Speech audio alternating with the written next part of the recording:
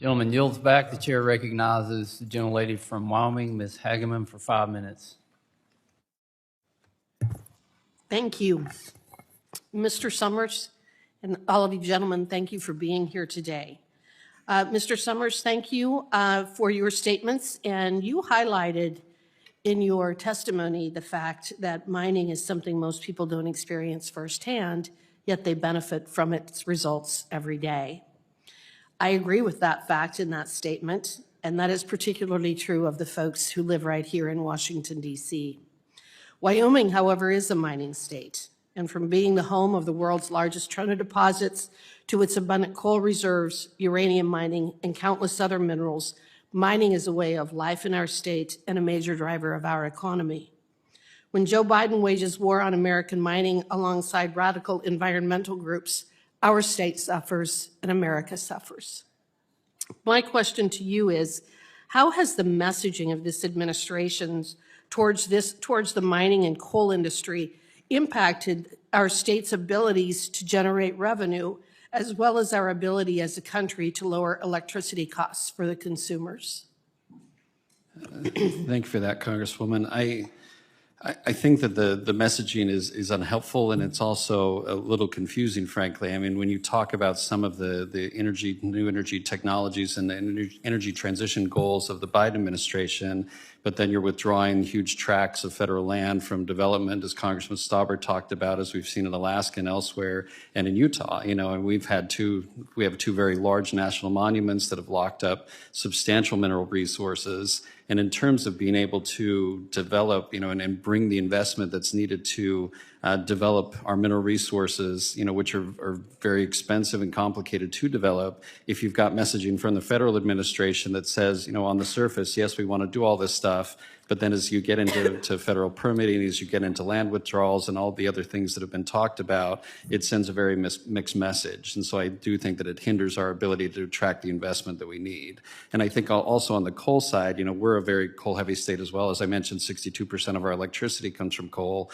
And, to have those coal communities constantly hearing that, we're shutting down your plants, we're shutting down your mines, makes it difficult to also get these younger generations of workers to want to come in and work in these very high-paying and highly skilled jobs. Thank you. Over 40% of the coal that is produced in this country comes from my state, from the state of Wyoming. So we play an essential role in keeping electricity costs low for Americans. I think it's rather unfortunate that this administration doesn't see the direction the entire world is going with coal production. Coal is the second largest source for U.S. electricity. Germany and Asian nations have seen a large increase in their reliance on coal power. I know and firmly believe that coal is the energy of the future, and as radical environmentalists try to force their countries into an electrified transition, the world is not ready in terms of minerals mined and processed, lack of infrastructure, and more. Coal, however, is there time and time again to keep the lights on. Mr. Summers, again, can you explain why the U.S. continues to rely so heavily on coal and why other nations are seeing an increase in their reliance on coal for power? Absolutely.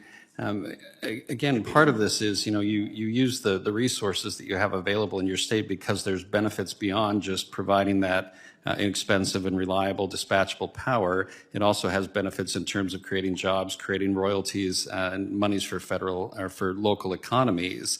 And I think that part of the reason that the world is moving in that direction of using more coal is the simple fact that, we have an energy crunch generally. You've seen natural gas prices that have risen substantially. You've seen disruptions in supply. The renewables have not produced in the manner that we were promised that they would produce. And so you need that reliable, dispatchable, inexpensive power, and people will get it. I mean, we're shipping coal to Europe. We're shipping coal to other parts of the world that we haven't shipped to for decades, frankly, because there's so much demand out there because of the general shortage of energy that we have. And coal's an important part of making sure that people don't freeze to death, frankly. Coal is affordable, it's accessible, it's clean, and it's the energy of the future. Wouldn't you agree? Absolutely. As I mentioned, certain countries have had to rely more on coal or nuclear energy and power to make up for shortages that are a product of their attempt to force an electrified transition before the world is ready. Our nation prepared for the electrified future they envision, and whether these Biden administration policies run the same risks here in the United States. Yes, I mean, as has been mentioned, there's massive mineral demand that's required for new energy technologies and for energy transition. And frankly, the federal policies around developing those minerals are not adequate to make sure that we meet that demand. You know, we do produce a lot of coal, but we also are a major copper producer. We're one of only 2 states that produces lithium. We produce magnesium metal. We produce a lot of things that you need for all of these energy technologies.